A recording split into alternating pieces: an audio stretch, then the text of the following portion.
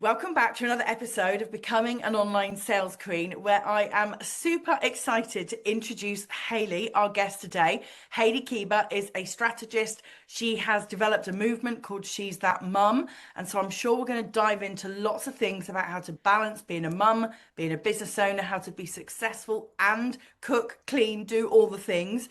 So Hayley, welcome. I'm going to let you do your own intro because you know more about your life than I do, basically. So tell us a little bit about you before we dive in. Yeah, thank you so much for having me. So, my name's Hayley Keeber, and yeah, I'm the business simplification strategist, and I do have a movement called She's That Mum. And my role is basically supporting women, not just mums, but women who may want to become mums eventually or going through the infertility journey, juggling 9 to 5s, all the things, to literally build the foundations. So the simplification part comes from the foundations and really cementing good foundations into your business and then growing it around your real life. That's the thing, right?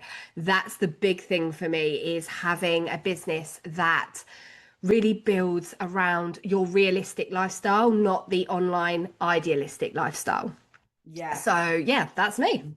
absolutely. I love it. Well, I'm going to kick off by talking about what we were just chatting about before we actually hit the record button, which is the difference between running a business with and without kids, because we all see the girlies, don't we, online in their matching, gym gear, going to Pilates every Friday and, walking along Dubai Marina, living their best lives, no buggies, no pushchairs, no milk down their shoulder. Like we see those girlies, and I think Instagram in particular builds up a picture of, young girl CEO, that's how it goes.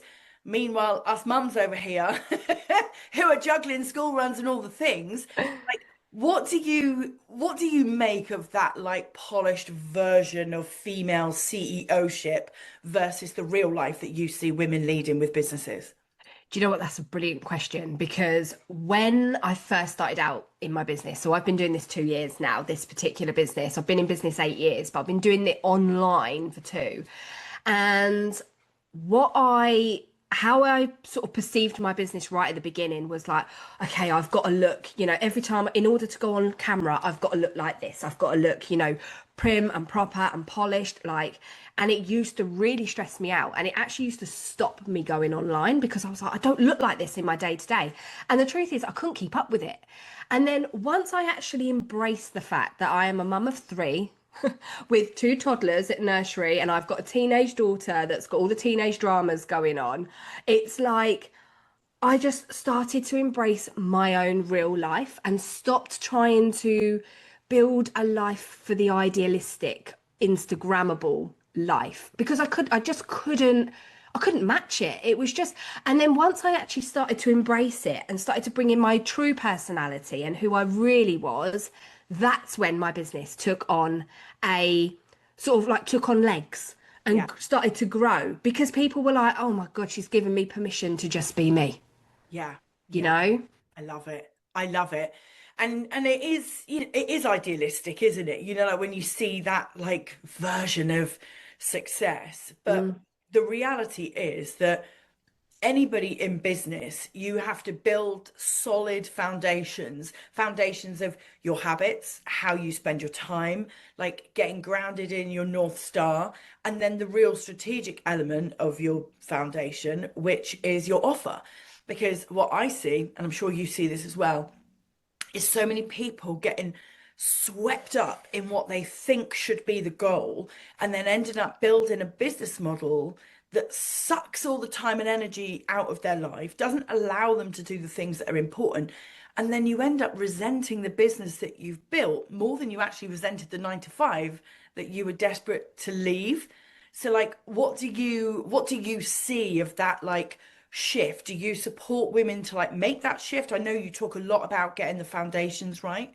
Yeah, 100%. So, what I notice so often, especially with people that are newer in business, is that their time management is all out of kilter because it's like, they feel so guilty that they're building this business and they're going, you know, and they're putting their child in the corner. It's like, shh, you know, like shushing them. And this kid's just like, but I just want to show you my picture.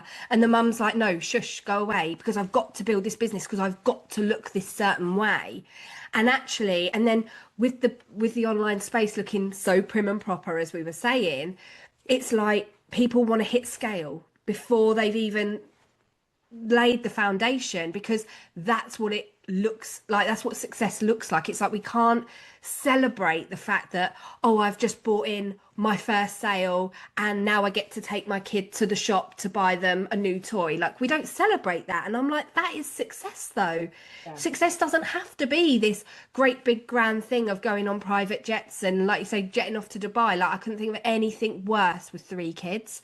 Like, jetting off on holiday is not a holiday for parents with young children, let me tell you. And it's like having that, being that person, I think, for me, to give that person the permission slip to go, if all you want to do is build those solid foundations to, 100% build success, but we have to honor the season of life we're in at the same time. Yeah, for sure. So like time management, I absolutely see that as well. And with that goes the habits, like the daily habits. And so for anybody that's starting off, you know, building up to their first, maybe like 5K, you want to replace your corporate salary, for example. What do you see as like the main habits that women, whether they're mums or not, you know, need to put in place if they want to build success? What do you think are the main habits? Yeah, that's a great question. So I think the main habits are concentrating on 3 things. Don't try and concentrate on everything, because with all the noise, you'll think that you have to do all the things in one go in order to build these foundations. But I think you've got to give yourself time to work on the back end of your business, making sure that you're creating the offer and doing your market research and doing all the things, working on every, like, you know, your ideal client stuff, because people think that's basic, but actually it's so fundamental. And then you work on your content strategy. So making sure that you're putting out good, like consistent content. If I'm totally honest, some people will say, don't post every day. But actually, if you want that visibility, then you need to be a little bit more realistic, that you do have to be in people's faces. Agree, completely agree. Perfect. And then the other one is your client delivery. And I think if you can work on those 3 things and set 3 blocks of time, whether it's a day, whether it's a week, obviously the more blocks of time you can create yourself, the quicker you're going to go. But have that realistic expectation of, I'm a full-time mum, I'm juggling it all. Like, I might not be able to move as quickly as other people, but it's not a race. And equally, you don't want to burn out and you don't want to resent your business. So let's get some realistic timescales in there, focus on 3 things, get that solid, and then once you're making the 5K months, as you say, then we get to look at moving it on. Absolutely. I talk a lot about inputs versus outputs. And, you know, we all see the output is, I want to hit the 5K month, the 10K month. But then, you know, that's never enough. I want to get to 20 and somebody else is doing 50. And these goals are out there. And like, whose goals are they really? They're Instagram's goals. They're the feed's goals. They're not really like our goals. Yeah. So I always think once somebody has got super clear on what's important to them, it might be that their monthly goal is £4,157. That's okay. You don't have to round it up to 5K just to say, I hit the 5K. Like, we don't need to do that. But I think sometimes women feel like they do. Yeah. You know? And the habits are such a key part. Because, well, even yesterday we were chatting in my mastermind, one of the girls who's only just joined, she was like, I'm literally drowning because I want to do all the things. I want to do everything. And the reality is we can't, can we? So, you know, I'm a big fan of time blocking. Do you talk a lot about time blocking? 100%. Yeah. Time blocking is one of the most important things you can do, especially as a mum. So I always talk about, like, whenever anybody joins my mastermind, for example, the first thing I do, because I do it from a lifestyle first point of view. So what I do is I always start off with a capacity audit.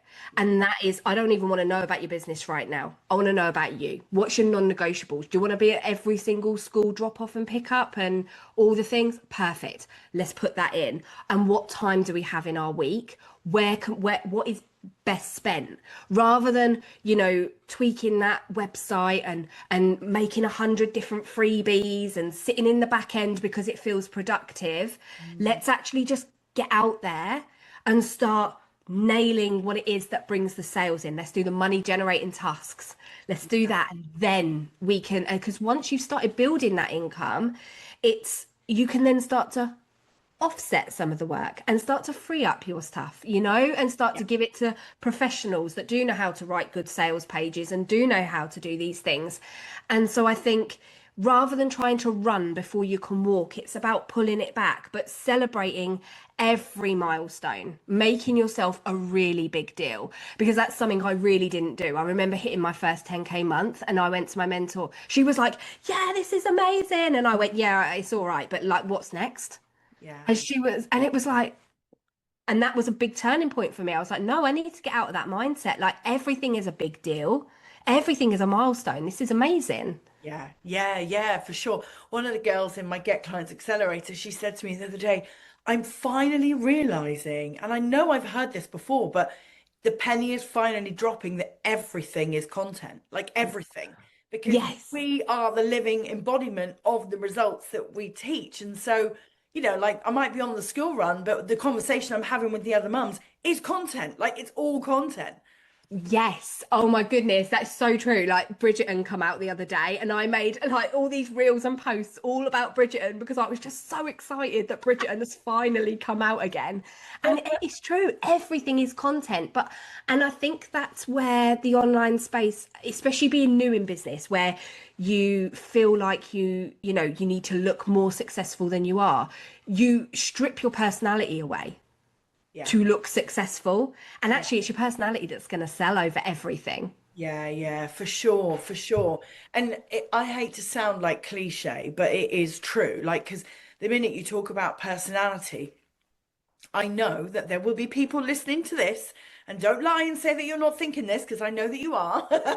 The minute that we say, you've got to be your authentic self, you've got to show your personality, there'll be people thinking, yeah, I know you say that. Your life's more interesting than mine. I just get up, put my mum bun in, make the cornflakes, do the school run. Like there is nothing interesting about my life. People wouldn't want to see my authentic life, my personality, but they will. They do.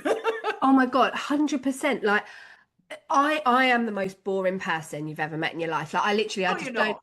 Oh, do you know what? I feel like I am sometimes, but I feel like I'm mum. If I'm not working, I'm mum. And my work is my self-care. It's like, I love what I do. I live and breathe what I do. And when we talk about like embodying that's your job, right? Embody it, embrace the boring. Because if that is you, there's so many other people out there that want to embrace the boring too, and that's okay. Like, my content will be me doing my vegetables soon in the garden. Like, you can literally just do anything, can't you? Yeah. Because Well, do you know what? When you look at people's B-roll, they are doing anything. Like it could have like a million views, and it is someone like peeling the carrots. yeah, like walking along and it's just their feet. Like, it doesn't have to be. I think we get into our own heads and I think we overthink business so much. And actually, the online space is not about overthinking it or being the best or being the biggest and the loudest. It's just about taking up space in your corner and being like, this is me, this is what I'm about, this is my genius, and this is what I'm going to show. And I think when we get out of our heads, everything simplifies. Because Yeah. it's like, I don't need to be the best salesperson. I don't need to be the best at this. Yes, we all have to have marketing and sales experience. Yes, we do. Like, you have to learn that stuff. But we get to still, even like in just general conversation like this, like, just show that side of you and people will connect. Yeah, for sure. I remember like the video, I used to hate video. I used to absolutely like hate video. And I remember the turning point for me was when I was in the garden recording a face to camera something or other. I can't remember what it was. And in the camera over my shoulder, I saw my son come out into the garden, like semi-naked. And the old me would have packed away the camera, got rid of everything I'd already recorded and thought, oh, I'll start again, like he's ruined it. But actually, I was live on Instagram. I was live on Instagram, that's it.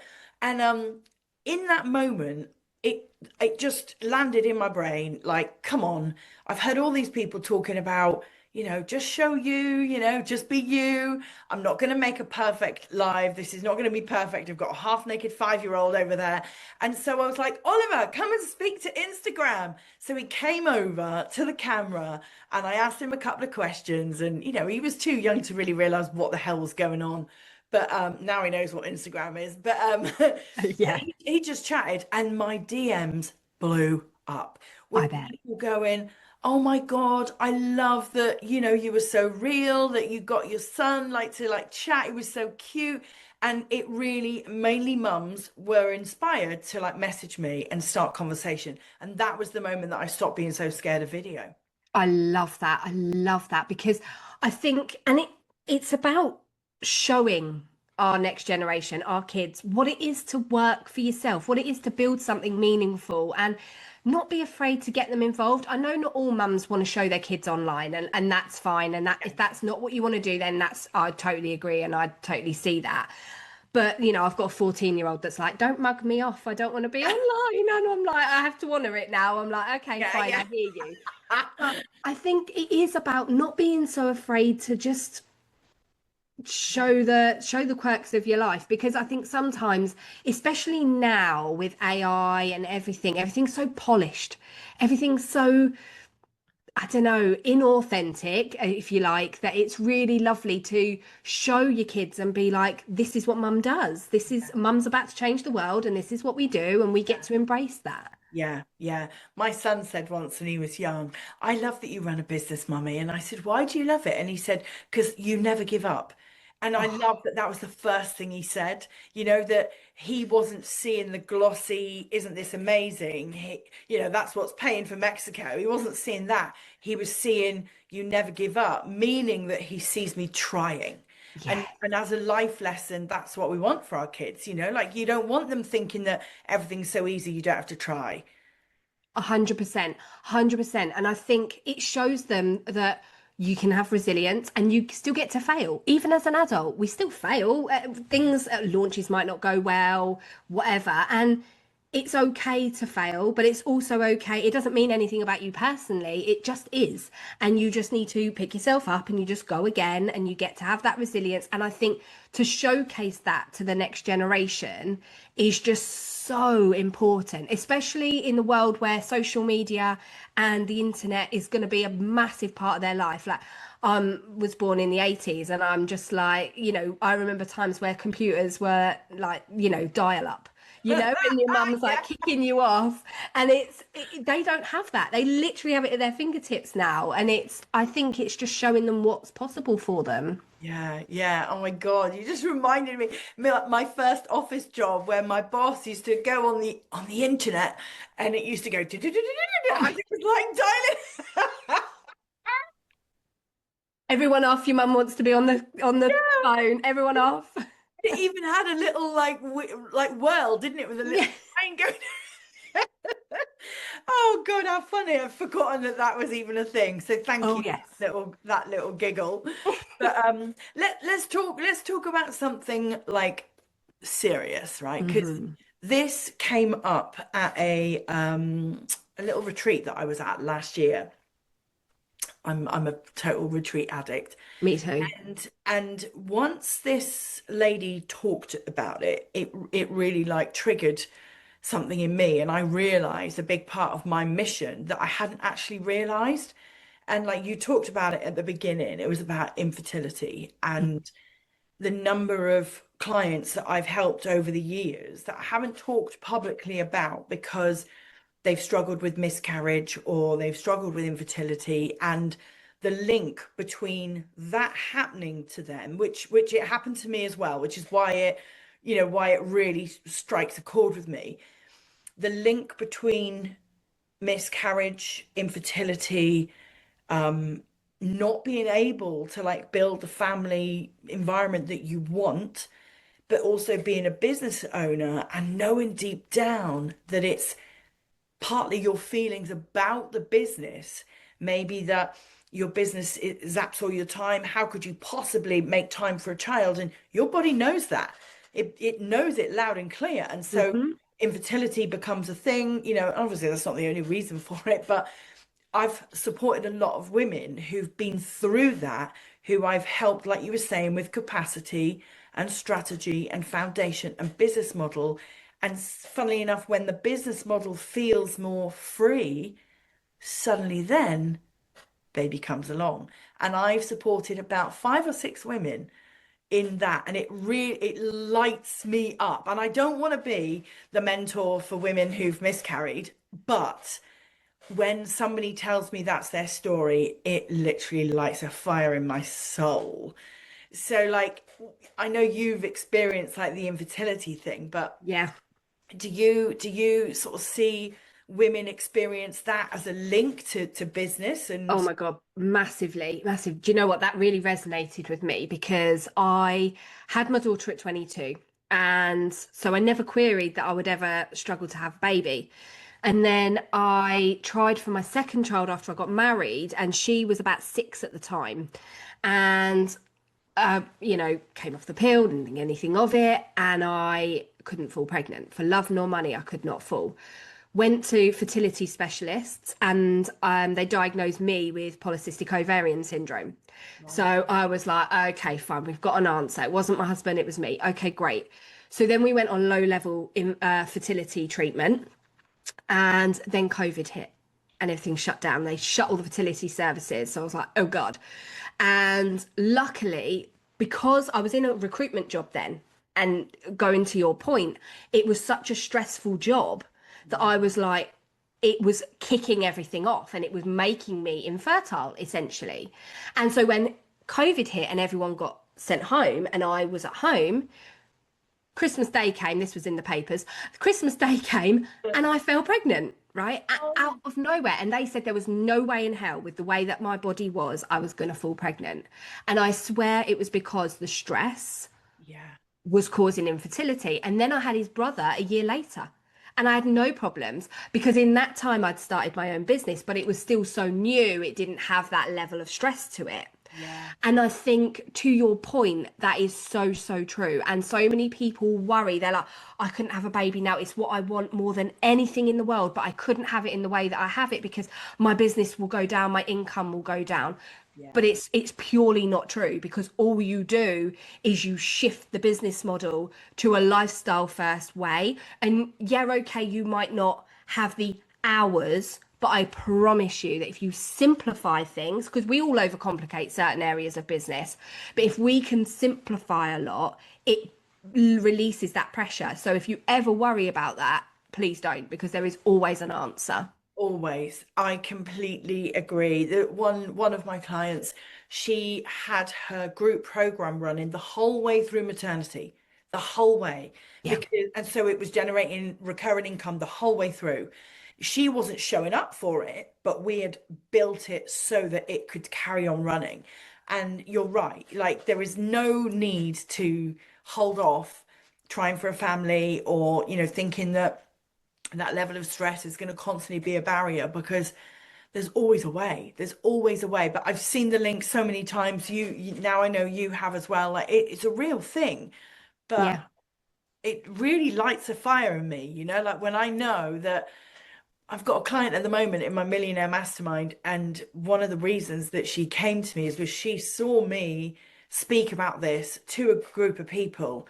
And of course, she was sat in the audience thinking, oh my God, that's me. She's talking about me. That's exactly what's going on for me. And then obviously messaged me privately and was like, I need you.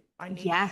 I Oh need my that. goodness. Yeah. Isn't that amazing? And I think this is the thing, like again, with the online space looking so prim, so proper, so perfect, infertility is something that women we shy away from. It's like it's almost like you failed.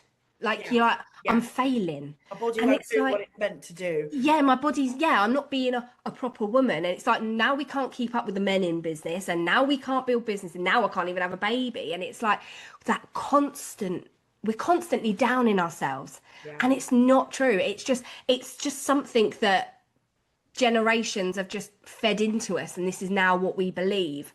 And it, like, you're proof, I'm proof, it just doesn't, it's not like that. No, no. I come from a place of anything is possible. And Me there would too. be a million people out there that would go, "You're deluded. That's not true. That's never going to happen." But I believe anything is possible, like literally. Now, that doesn't mean that I'm saying you can have everything on the same day. You can load your plate up and have, the holidays, the home, the family, the love, the babies, all the things. Like you can have it all, not necessarily on the same day at the same moment, but when you decide what you really want, I really do believe that everything is possible. Like what would you say to the doubters of that? Oh, do you know what? Everything is possible because when you build your business, your life from a realistic point of view rather than an idealistic point of view, you're building it for you. You're building it for your lifestyle. Everyone runs a different lifestyle, yet how many entrepreneurs are out there? What I would say is go and find the evidence, go and find people like yourself, like me, like other women that have gone through it and have come out the other side of it. Because I know so many women that also may not suffer with infertility, but have waited till far later on in life and then gone, I wish I'd just done this earlier. It wasn't as bad as I thought. Yeah, yeah, yeah, absolutely. I mean, I had my son at 39. Yeah. I waited till quite late. And the only reason that me and my husband even started talking about it was because my boss at the time, I was in my corporate job, she, in my one-to-one, she sent me an objective to go home and speak to James about where we were on our like family journey. Like, did we want it? Did we not? And when I came home and said to him, like our office was in Reading, so I was like quite a long way away. When I finally got home back down to Devon, and I said, I had this really weird conversation with Sharon today. Like, she told me to come home and talk to you about whether or not we wanted children. And he instantly turned to me and went, "But you don't want that, do you?" And I said, do I not? Like, I don't think we've ever really talked about it. And he went, "No, no, no, you told me when we first met that you didn't want to be a mum." And I said, "I didn't say that, did I?" And he said, "Well, we were out. Like, we'd been out for like a meal and we were in like a club and whatever." And I was like, "Oh my God." And you remembered that. So he remembered it and never Mm. brought the subject up until he obviously saw me ready to bring it up. So if my boss hadn't said that to me, we may never have become parents because I might have left it too late. That's amazing, isn't it? How, yeah, and I think that's the thing, like, especially like when you're in a corporate job or you're in like business, you're always working quarter to quarter to quarter. It's like when your kids go to school, right? You go into the next half term to the next half term, and before you know it, they're leaving school. They're Mm, in at reception, they're out at year 11, and you're thinking, where on earth did those 12 years go?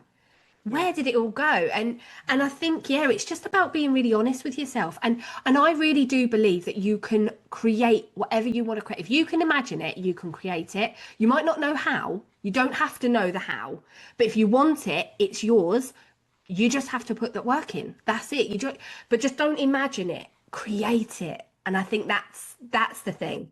Yes, I can hear all the people listening to this going, "Yeah, but how? Like, do it. Like, you girls are getting me riled up to go and create big things. Like, how do I actually do it?" What do you think is step one? So, step one is get really clear on what you want and why you want it.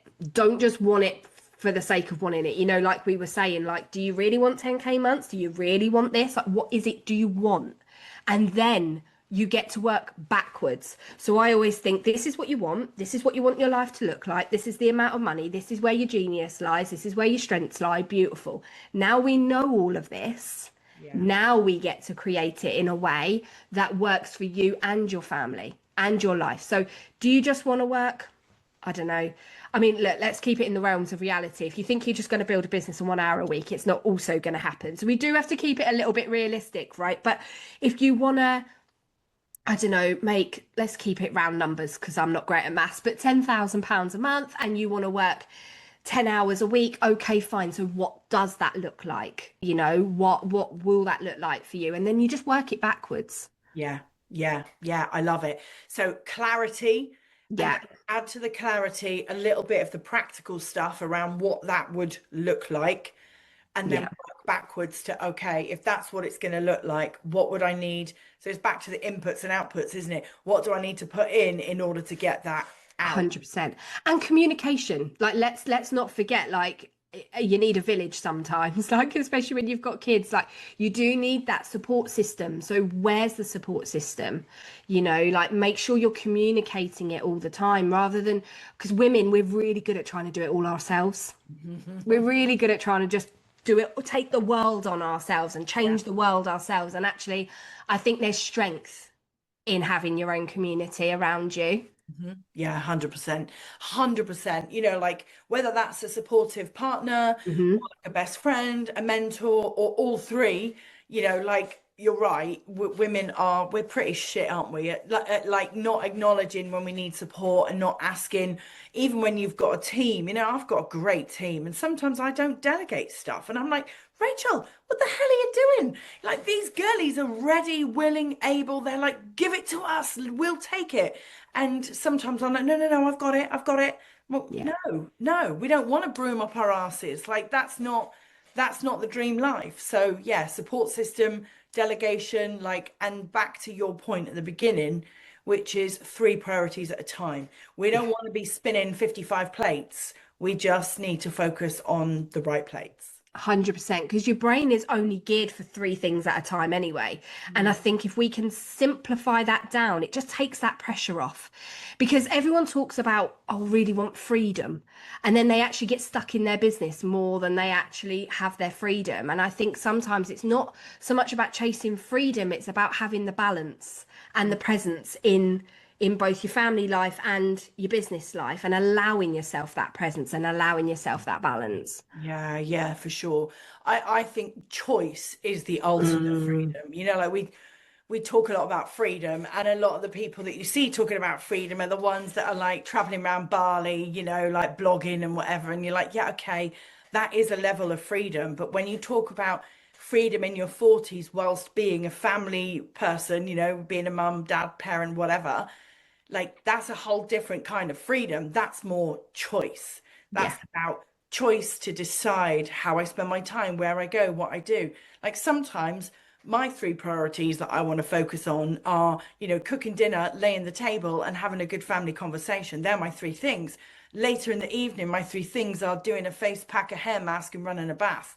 Like, but then other times, those three things are serving my clients, answering their Slack messages, going all in on a Zoom call to like help people have big breakthroughs. Like we get to choose, and I think Yeah. that is the ultimate freedom that we all really want. But it's more relevant for us in our 40s because the girls in their 20s in Bali are, I don't know if I would ever have even wanted that, but that's what you see online a lot, isn't it?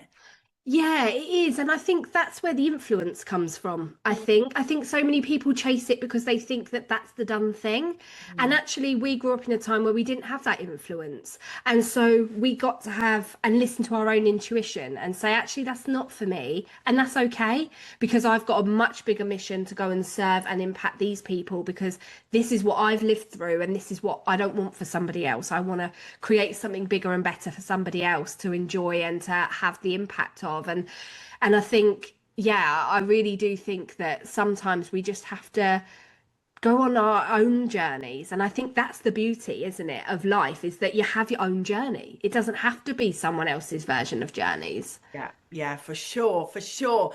Oh my God, I feel like we could talk about this forever. We've put the world to rights, haven't we?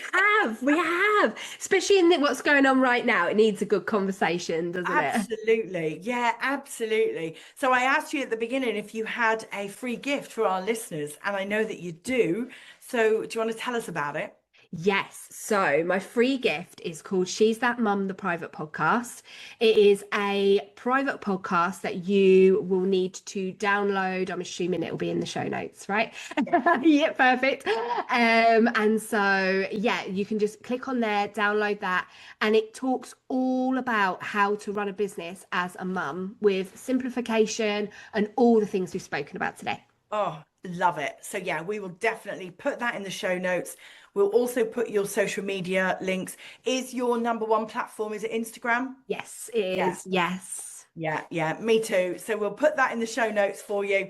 And for everybody listening to this, please do go and check out Hayley's social, download that private podcast, because if you've enjoyed what we've talked about today, you're going to get a whole load more of that inside that private podcast. So thank you so much for joining me today. I cannot wait for this episode to go out because I know that it touches on, like life goals for mums and not mums. It touches on like the reality of business behind the scenes as well as what we see in the feed. And so I know it's going to help a lot of people. So thank you so much for being here. Thank And you. for anybody who's watching on YouTube, please do like and subscribe. And if you are on any of the podcast platforms, then please again do give it a like, give it a review if you can. Trying to build up our bank of 5-star reviews. And yeah, I will see you next week for another episode.